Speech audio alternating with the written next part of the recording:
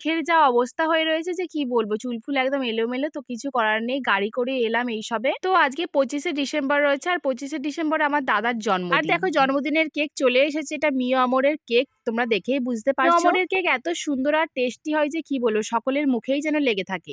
Cake কাটার আগে মা আগে আশীর্বাদ করে নিবে ধান দুলপো দিয়ে। মায়ের আশীর্বাদে ক্লিপটা নিতে পারিনি, বাপির আশীর্বাদে ক্লিপটা নিয়ে নিয়েছি। তো যাই হোক, ফাইনালি কেক কাটা হচ্ছে।